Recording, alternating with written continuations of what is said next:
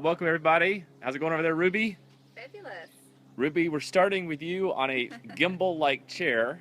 Can you explain why? Because we're using a gimbal with our phone. We are using a gimbal. We have this new Osmo gimbal, and see how she's just floating free. Is that the first time you sat in that chair? Yeah. Super comfy. It is. Super comfy. We are here in my backyard. We have a special guest today. Actually, we're each other's special guests. The great Trent Yo Guy. Hello. How you going doing on, out Trent? there? I'm really well. Thank you very much. Good. And you are about to head off to Antarctica, right? Yeah, we're going down to TEDx Scott Base down in Antarctica in January. It's going to be awesome. It's And going to so- be so good. Right now, we're going to do a kind of a simulcast. He's setting up his phone because we're going to both do Facebook Live. We're going to sit here on the couch.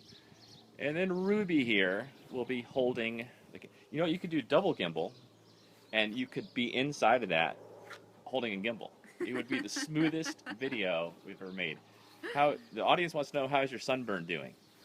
It's doing better. Less Better? sore today. Yeah. Tell everyone what happened. Catch them up. I went hiking and I was in the sun and I do not tan and I got very red. Right, you're very, very translucent. Yes. Very translucent skin. And let me show in the reflection. Maybe people can see what the gimbal's doing here. Is that a very good reflection? Come out here a little bit. Yeah, you really can't see it, can you? Hey, Augustine from Spain. Hello, Craig from Japan. Hey, you guys, let us know where you're watching from. It's a beautiful summer's day here in New Zealand. Look how smooth this camera is. Smooth dolphin in the water. That's my name for you, Trent.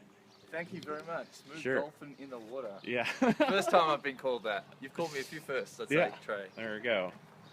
All right, you ready to go live? I think we're live. We're live right now? No, we're not live yet, but Okay, we're ready to go. about to go. Here we go. Alright. Here we go, Rube.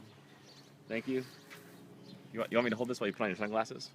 Because you can't do two things at once. All right, there we go. Ready to go. Fancy sunglasses. Yeah, it's a super beautiful day here in New Zealand. We're here in Queenstown. What's the temperature, would you say, Ruby? I'm probably about 19. About 19, Yeah. which is about 67 in Fahrenheit. Nice cool breeze. Birds are tweeting. Early summer here. Great. So I'm gonna sit down with Trent. I'll give you a little build up here. Sit down with Trent. And since I went to Antarctica about a year ago or so, and he's about to go down, we both are going down to the same base, New Zealand Scott Base, and he's doing some build up for TEDx Scott Base, TEDx Antarctica. So it's going to be really fun. And that's where I first met Trent, by the way, is when I did TEDx Queenstown. He was kind of my coach. He was on me like a cheap suit, like white on rice. He was on me. Okay. Okay, Let's go sit down. So let's go sit down. We'll go live here. Live here. Here we So- go. Y'all let you I run the love show. this. I love this. So we're going. Here we are here at Trey's amazing place in Queenstown this time, and we're here with Trey Ratcliff. I think you may have met him somewhere online. Please let us know if you're talking to us from different places in the world and you don't know what the hell we're talking about. Right. So we're here with Trey Ratcliff, and we're going to talk about his experiences in Antarctica as a previous guest of Antarctica New Zealand down there last season. So how was That's right. that crazy experience, Trey? It was unforgettable. I felt very lucky and blessed to go. I feel lucky whenever anyone invites me to do anything, much less go to Antarctica. And, I went primarily as a photographer, but also I'm really into the science. I'm into exploring and all this sort of stuff. So it just ticked every possible box. I mean, it's one of the great unknown continents. Yeah. It's very hard to get down there. And this particular experience was ridiculously awesome and special because, we got to go to actual Antarctica. Most people that go, they take a cruise down for a boat from South America. Yeah, right, from Ushuaia. Ushuaia. That's right. Yeah. And so they kind of do the iceberg thing and they kind of get close to it. But this was special because we actually got on the continent, flew in a plane, landed there, and we were at a base. So it was not like a touristy thing at all. It was all scientists, and it was just incredible. And I think that's maybe what's even more unique about this Antarctic experience is you're hanging out with lots of other scientists. Yeah. Who else did you meet down there? Oh man, we met all kinds of people. Do you know Met what they were?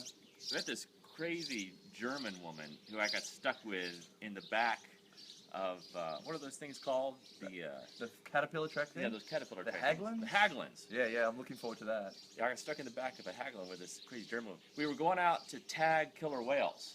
She was like, hey, Trey, Really? I'm going to go tag killer whales for the day. I was like, that sounds fun. I didn't know if she meant like graffiti or what she was into. You know, she was German. But really, she just wanted to radio tag them so they could track them. Really? And, yeah, I said, let's go do it. And then we encountered a lot of haglin troubles because the sea ice is melting. Yep. It's not a global warming thing. It happens every summer, Yep. right? Yep. And you'll be there right when it starts to melt too. That's what I heard. And so it's kind of scary because sometimes even just walking on the sea ice, you can hear a crack, and sometimes you can see the ocean coming up through. And these haglins are giant, like tractor things. Supposedly they float, like if it falls through the ice, but it got pretty sketchy back there. Yeah. So, what did you do when you were down there? Like, was there a typical day in Antarctica for you? Every day was completely atypical because it's incredibly weather dependent. Yep. Okay. So the New Zealand base, which you'll be at, Scott Base, has about 100 people there in the summer and maybe 15 people there in the winter because the winter's a terrible time to be there. Some people love it, but those are the real crazy ones. You're gonna meet some of the not when I say crazy, I mean like good crazy. Good crazy. You know what I agree, mean? I Like agree. super quirky, like some of the quirkiest people ever. And New Zealanders, as a rule, are kind of default quirky, but down there it's just like the cream of the quirky crop. That's hard to say. Yeah, so every day was completely weather dependent, and of course I'm trying to get as many photos as possible. Yep. There's very limited helicopter time. Yes. Okay, and so like getting a helicopter ride anywhere is like gold, right? We had this great pilot named Hef, and so sometimes he would blast into our room. I was down there with Stu Robertson, who you've already talked to. Yes, who's another TED guy, and so Hef would blow into our room sometimes. It was like 6 in the morning, and we might be hungover or whatever. And he goes, "Come on, boys, you're getting on the helicopter." So we just gather our stuff together, go right to the helicopter, and like he might take us out to Shackleton's hut. One time he dropped us in the middle of the dry valleys by these glaciers where we camped out for many days. Just get to see unbelievable things. It's just the whole place is like a fantasy world. I think that's what's interesting about this part of the continent as well. Like it's a very, very large continent. But I think that at Scott Base, there's a whole lot of history around there. Yeah. So you went to the huts. What were they like? They were incredible. I was pretty excited about going, and I did my research ahead of time to know the difference from my Scotts to my Shackletons. Good work. So I knew what they were doing, right? Excellent. And I read up a lot about the history of Scott Base and how special it is. It really is a very unique situation because I think that there's only, and you may know more than me, but I think there's only 4 steady bases down there. The American base, which is only 3 miles away, McMurdo. Yes. And Scott Base from New Zealand. And then the Italian base and the South Korean base. South Korean, yes, yeah. And when we took the plane down there were those 4 nationalities were on the plane. You could tell like where they were from based on their outfit. Of course, like the Italians have like the most awesome outfits, like these red Ferrari outfits, and all these guys were all swarthy looking and talking about. The very first thing they put down there was a cappuccino machine. Really? An espresso machine. They know how to do things, don't they? Yeah. So, Italians. did you get to visit them when you were there, or they were too far away from you? They're really far away. The South Korean and Italian bases are really quite far away. But we did go over to the American base a lot. The American base has 1,000 people at it, and it's not. I don't think it's nearly as cool as the Scott base. Is this tight little knit community, right? And everyone is inside one building basically. And it's so cold there. The building is like a reverse refrigerator. That's right. So it's all sealed up, and you go in to stay warm. So everyone is just kind of in this like cozy pod together, and there's bedrooms and kitchens and a little gym and an office area. But it's like being on Mars, basically with 100 survivors. It's incredible. I was going to ask you. So is it something like you would imagine going to the moon or Mars? It's sort of like that, right? It's as close as you can do. It is on Earth, I'd say. It is. I am Elon. If you're watching, I already have Martian colony training. Yes. Okay, I'm ready to go on your ship to Mars. Yeah, absolutely. It is a lot like being on a foreign planet because it's just dangerous, you know. And even like what I would do almost every night is because it won't get dark there, right? It's 24 hours of sunlight. So every night, either I go by myself or I go with Stu around midnight or 1 o'clock. We would leave the base. and we would like march out and go out onto the ice, the sea ice, where there's these pressure pulls. Right. And the sea ice is crashing into the island. These huge towering blocks of ice are all around you, like little ice caves, and we would just walk around and take photos and get lost. But the whole time you're like on high alert because like the ice could fall apart, ice could crash on you. There could be like a huge blizzard that comes along. Some of the winds there are so extreme that they like pick up boulders the size of this stool. And they blow them across or blow them through the air. They just rip apart Flying tents. through everything. It's a crazy place. So talking about like danger training, you guys Yeah. went through like some sort of survival course of some sort. Tell me about that. Yeah, so right away, they set us up for survival training, okay? So it was me and Stu and 3 other scientists that had just arrived that were brand new to Antarctica. You only have to do this the first time you go. A lot of these guys and gals and scientists that go down there, they've been down there 4 or 5 times, so they don't have to go through survival training. Right. So we jumped on these, what are those ski things called? Skidoo Sled dogs. or a sled. Sled, Yep. whatever they're called. Yep. Snowmobile. Snowmobile. Do you Another like word. that vocabulary I have? I just pulled that word, Yeah, snowmobile. that's right. Just pulled it straight out. Yeah. So we jumped on these big snowmobiles and went way out onto the ice shelf, probably half an hour away from the base. So onto the mainland? Or No, not onto the mainland, onto the sea ice. onto the sea ice. Okay. The sea ice is just So you're flat floating. as far as you can see. You're, You're floating. floating, Yes. okay. That's, by the way, that's the same place the plane lands.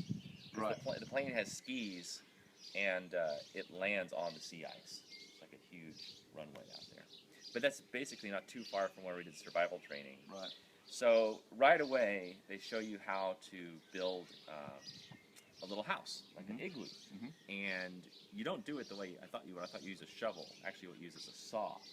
Because it's ice. And so you saw out these big blocks, just barely big enough you can carry. It's like Minecraft. And then we built a kitchen Yeah. because it was so windy, otherwise we couldn't light a fire. So after we built our kitchen, then like they showed us how to get a little stove going, but this is like old school, like World War I stove kind of activity, right? Without any electronics, and used a little bit of fuel, and you had to use like a spark stone and all this stuff to get it going.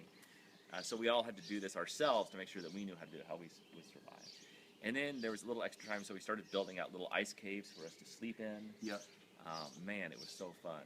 Not just that kind of survival training. We had to like know how to build special tents. These are not regular tents that you get at REI. These are like blizzard-proof tents. These huge bamboo things, and like they withstand up to 250-mile-an-hour winds. Yeah, it was intense. So Man. I suppose the premise is when you're on a mission, and you're like, particularly you're going out to different places and checking out different things. If you got stuck there because the weather came in, you could survive. Is that the theory? That's exactly the theory. Right. And in fact, almost everywhere we go, we would take an extra tent, emergency survival tent, extra food, all these kind of things. And it almost came in quite handy because when Stu and I went out to the Taylor Valley, to the dry valleys with a group of scientists, like they're all doing like real science work. You know, they're like looking at microbes in the ground, all this stuff. You know, and they're all really into it. They all have these extremely particular areas of expertise, and they'll sit there and talk for hours about it. It's fascinating. I love talking to scientists. So anyway, we're out there with these guys, and we're like the 2 crazy photographers. You know, we're making videos. You know, Stu and I, we're completely inappropriate all the time, right? And so they don't get a lot of artists down there, right? Yeah. They get yeah. And so we were just like total wild cards the whole For time. obvious reasons, Trey. Yeah, we were having so much fun, right? And then, so what we did is, all these blizzards started coming after 4 days when we were supposed to get chopped around. We got stuck there, like for an extra 2 days. And the camp started to kind of run low on supplies. Right. And this was at least, I don't know, it must have been at least a 2-hour helicopter ride, so it's not an easy place to get to. Yeah. And we had to get an emergency fuel dump, and so Hef came in. He couldn't land, Right. but he brought in this barrel of fuel. Okay, it was so awesome, dude. It's like a Michael Bay movie. So Hef comes coming, Super slow-mo. super slow mo, yeah. And there's this huge gas barrel, you know, hanging off the bottom like an oil barrel, right? With a big chain. Okay, it's kind of hanging off the bottom of the thing. So he circles around, and then like the barrel just kind of like makes this big centrifugal arc around, and then he brings it over right to where it is. he opens the door of the helicopter. He's alone. He opens the door of the helicopter. He's still got one hand on the yoke. Then he reaches, he kind of steps out on the skid, reaches down and unhooks it, like while he's flying the helicopter, drops What? it, and then he speeds off. So awesome. It was You didn't get footage of that? no, I took footage of the whole really? thing. Yeah, it was incredible. It was wild. Man, that guy is great. I'll tell you another crazy helicopter story. Every day, just nonstop craziness happened. So the icebreaker was coming in. Yep. Okay, and this is a big deal because McMurdo and Scott Base are Yep. basically stranded there all winter, right? Mm-hmm. And not until about the time you go in January is the ice thin enough for icebreakers to come through and bring in supplies like Yeah, right. food and stuff like Yep. that, right? Okay, so anyway, the icebreaker's coming in. We see it from the air, like while we're flying back to Scott Base. He goes, "Oh, let's go follow the icebreaker." We go, "Yeah, that sounds awesome." So we got in behind the icebreaker, and it's just ripping apart the ice. It's so awesome, and we're about, I don't know, we're probably 50 feet off the water, and he's so cool. You know, he's just like going right along. We're probably, I don't know, a quarter mile behind the icebreaker, and all of a sudden there's this whale breach. It comes straight up. I don't know what kind of whale it was. It kind of had like this long, pointy black thing. It wasn't any whale. I mean, anyway, it came up higher than the helicopter. Oh, yeah. He pulled back, like we almost hit the whale with the helicopter, and he immediately, without missing a beat, just did this whole 360 strafe around it. Incredible. We had a GoPro on the front of the helicopter the whole time, so we caught Oh, the so you've whole got thing. that? Yeah. Has it been released yet? Not been No, released we haven't yet. released it yet. That would be Released it. amazing footage. You don't. Yeah. You rarely hit whales in a helicopter, I'd say. No, it's very rare. I mean, it's only happened to me like 10 times, but I remember every time. So I have a question. I know you like flying drones sometimes. Yeah. And that's one of the things. Did you get to meet the Auckland University of Technology people that were flying drones in the Dry Valleys? Because I met them the other day. Yes, those are the guys I was in Dry Valleys with. So did you fly with them, or were you watching them fly? I was watching them interested. fly. Yeah, yes. right. Yeah, one of the guys has a really cool name. Oh, his name is Dave Risk. How cool is that? I mean, Like it's how you qualify to get to Antarctica, isn't it? Right. You're like you're a scientist, a super stud. You fly drones, and your name's Dave Risk. I mean, it's awesome. That is Yeah. like a Michael Bay movie. It That's is. The rest of the Michael Bay movie. Yeah. So they fly something quite different from what you fly. Yes. Yeah. So do Right. you know what the tech is? What they're doing? I do, because I I'm don't really know. into it. Yeah. I don't really understand everything, but basically, it's very simple what they do. Mm-hmm. And their drones are planes. Yep. Okay, they're all plane based, and they're kind of just styrofoamy, and they Yep. they barely look airworthy. Right. Yeah, they look like something you might make with your Make at dad. home. They got But the cameras must be they, crazy. they have really So I nice know what they are. cameras. They all aim down, and basically what they're doing is, from what I understand, you may Yes. know better. No, I don't know. Is they're trying to figure out like what kind of life is growing on Yes, the ground, right? right. Because it's just quite small. I mean, you don't see any plants. It's called all microbial, but I guess it sends off, certain kinds of infrared patterns. Yeah, Right? yeah. There's just they can really sense this stuff. So it's not really visual cameras. It's they're scanning. You're more- looking at more the like a whole scan. EM spectrum, right? Yeah. And so what the drone does, this plane, is it just moves up and down like in a grid, like back and forth. It's like It maps it out. mapping. Yeah. Yeah. So that's basically what they do. So that's very interesting. There's some really very, very interesting people there. So inside the huts, like just run back to the huts again, because that fascinates me a little bit. Any surprises or things that you weren't expecting down there in the huts? Yes. Can you describe them to us? Because Yes. they're a bit Right. weird, right? I would They are say. weird. Good weird. So there is this foundation. I think it's the Antarctic Heritage Trust. Yes. And they raised a lot of money to go down there and rebuild these things or bring them back to their period-centric look, right? And I was blown away. It was almost too good to be true. Like it was like everything was it was old, but it was in perfect condition, Yeah, right? And so like there were bottles of oils and biscuits, tins, and all this kind of stuff, and it's all rusty. It looks like, I don't know if you've ever been to Disney World, but you go into some of these places and these Imagineers, they recreate these things that are totally fake, but they seem completely authentic. That's the same way. So it's a little bit Disney-fied, but in an awesome way. It's absolutely like a time capsule, because before this happened, like all the roof was collapsed and there was snow inside, and like even in Shackleton's hut, which I thought was cool since I'm into photography and stuff. You know, they would take all their own photos and they would develop their photos there. So Shackleton's hut even has a little dark room that you go inside. Wow. It is darker than a bear's den, and you go inside of there and they have all the stuff, and they would hang up the photos. Wow. And, yeah. So what year roughly? You don't have to tell me exactly. Yeah. What year were they evacuated or last used? 18 something? Is that right? I'm not really sure. I think the very first mission might have been late 1800s. Yeah. But then early 1900s, the later ones. But it's interesting because it's very cold and it's very dry. So things are well preserved anyway. Yeah. Like normally in a normal circumstance, they wouldn't be there. Right. Or anything left of them. Right. Right. So I saw some of the photos you had. The place looks immaculate. It is immaculate. It's incredible. And then I think what is almost more interesting is the process of preserving and rebuilding these things, because there were these two women, and they dropped off like a container, like a metal container, right? And they would basically stay in this container for years, and it was by this is by Captain Scott's hut. This is the container's still there, and they would go over to the hut and they would get little things. And they would they would wrap them in little furry baby kittens, and then bring them back. And then they would meticulously rebuild them and glue things together, and they would brush off some of the rust, but not all the rust, and reshape things and set it aside. And then they would tag it and mark it. And so they would just do this for years until the entire place was rebuilt. Wow. Yeah. So maybe an obvious question, I think of these sort of things, but what are the huts made of? How do you get wood? Wood. Yeah. So they brought the wood down with them. Obviously, there's no trees, right? Yeah, they brought all the wood down with them. I thought I heard a story one time they repurposed one of the ships they brought down. Right, that makes sense. And a lot of these were kits that came from London. They would make these kits, and they would go down there, and it was almost like a snap together kind of system. And so the huts themselves, the Scott Base is a refrigerator, right? It's panels. Yeah. These are not panels, I'm assuming.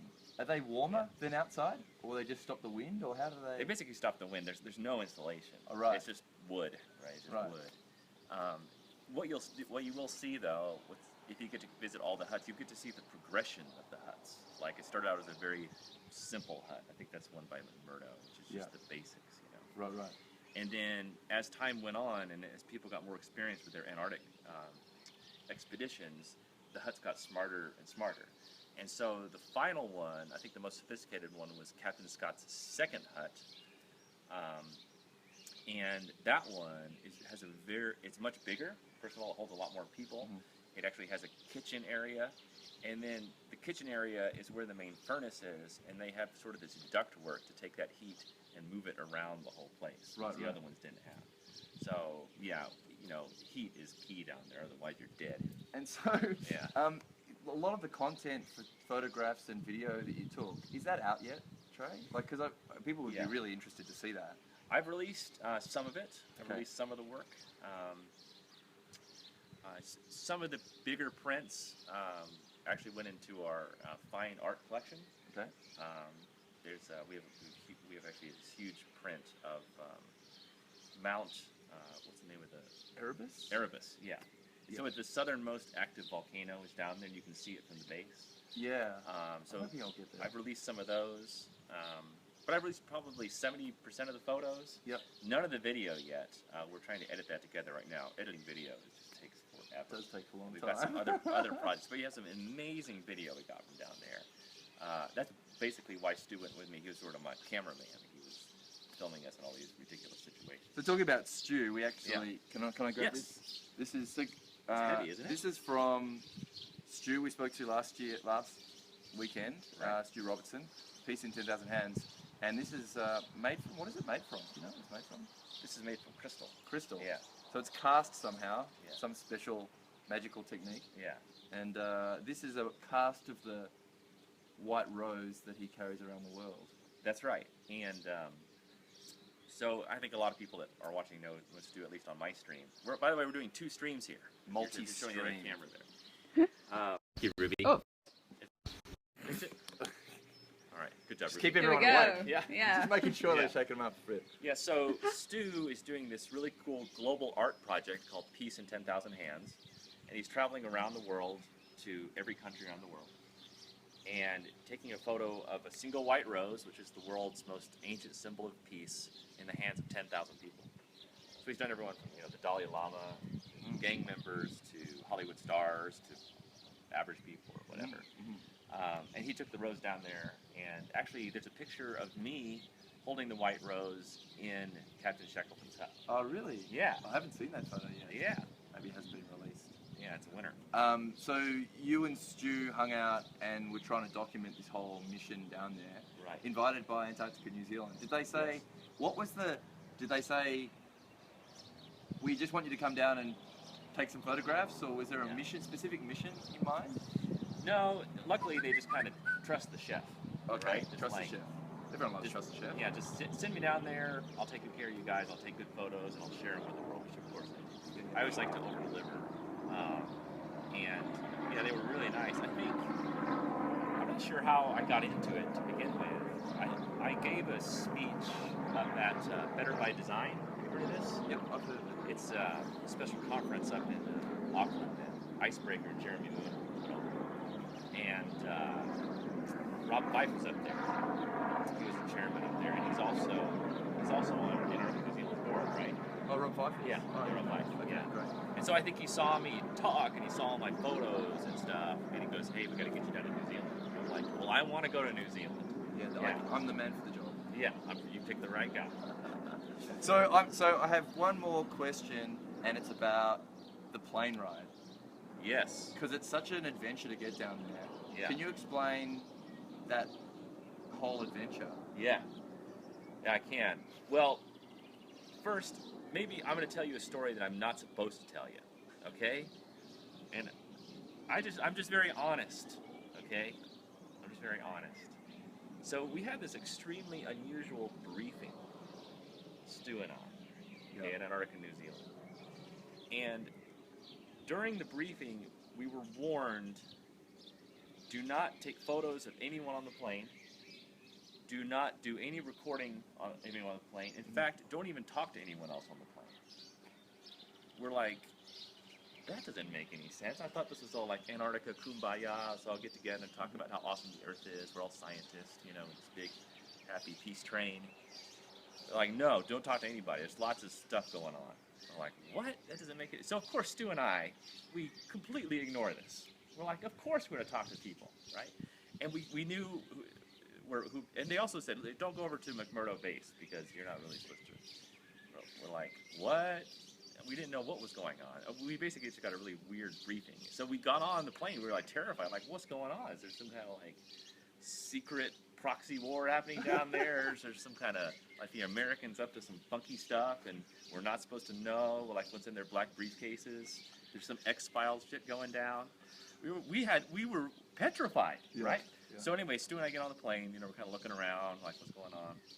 It's not a normal plane either. It's a C-130. There's no seats in it, and you sit back against the wall. You sit on nets, like you're about to be airdropped in D-Day. Into a Michael Bay movie. Right. That's what you're saying. Yeah. Yes.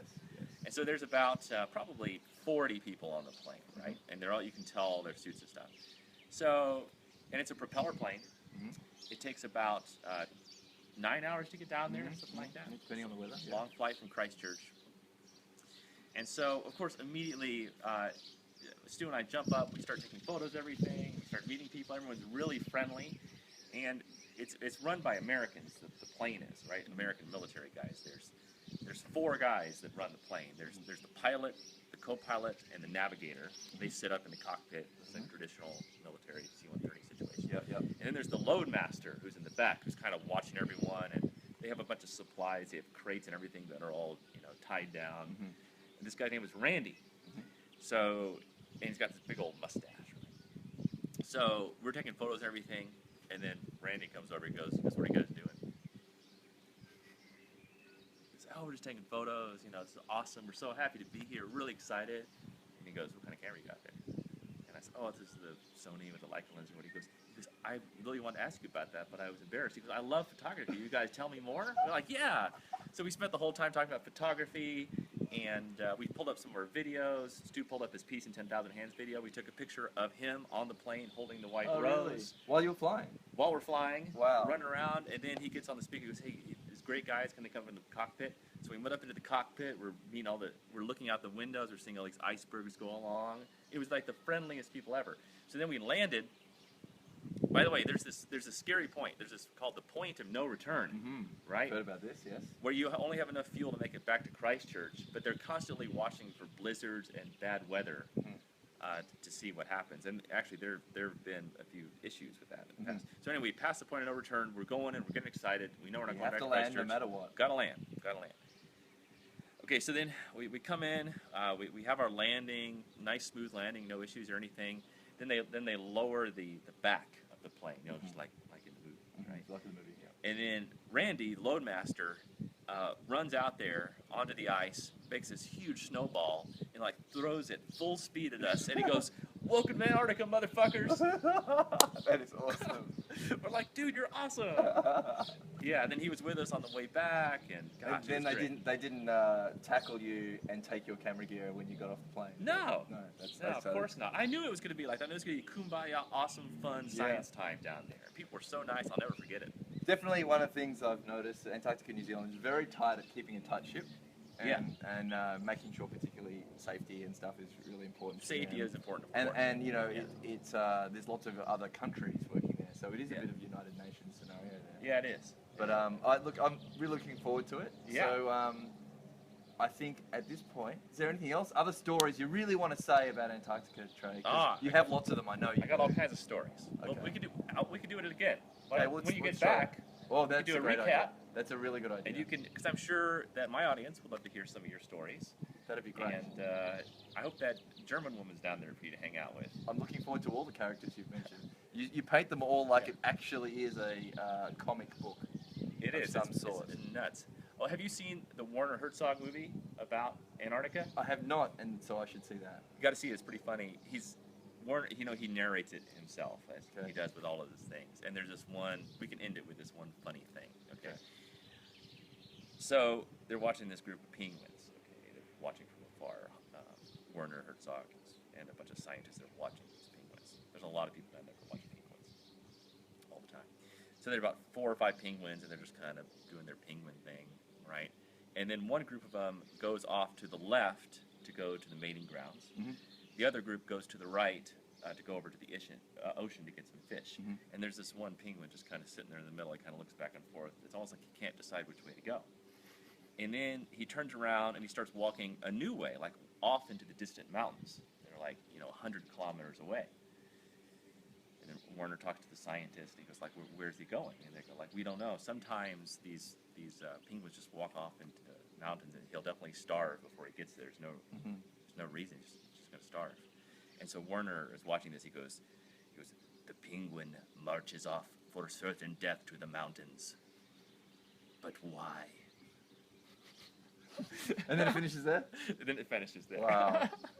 Wow, that's powerful. Yeah, you'll see. You'll see penguins do some of the craziest. I think they're insane animals. Yeah. That's my theory on after watching penguins a lot down there. I'm not exactly an ornithologist or anything. Not exactly. Not exactly. I'm more of an armchair ornithologist. But anyway, so I would watch these penguins, okay, and there were little groups of them. There were thousands, but they were in little groups, like 50, and they would have like rocks around their little circle of rocks, okay. And so that was kind of how they would indicate where their pod is. I don't know if they're genetically related or what, right? They're little babies. Anyway, some of the grown-up men, like about 5% of them, would like sneak away from their pile of rocks, and they would go over to another circle of rocks, and they would like steal a rock, and they would bring it over and put it around theirs. And they just did this all the time, even though on the outside of them there are millions of rocks. They just spend all their time like stealing each other's rocks. It's like a game. Right? Yeah, it's all like a break even. So my theory is that they basically have no predators down there. I mean, there's the occasional killer whale, the occasional orca, but there's like such a small chance of dying, right? It's like getting struck by lightning. And they have so much food, so they're not hungry, they're not at risk of dying, so they literally have nothing to do all day except be insane. Yeah. Kind of Must be describes nice. a lot of people It on does. this earth. It sure does. When you have enough food and you're not in danger, you can just be crazy all day. This is Yeah. exactly why we do the stuff we do, I think. Isn't it? Probably. Is that true? On the behalf of the TEDx Scott Base team, thank you very much for your insights and You're joining welcome. us today. Hope you have a great time down there, and I'm secretly hoping that one of your team member can't go, and I can slide in there. Okay. All right? I'm not sure if I can do anything about that, but I will let you know. Okay. All right. All right. Thanks, bro. Much appreciated. And scene. Thanks, Ruth.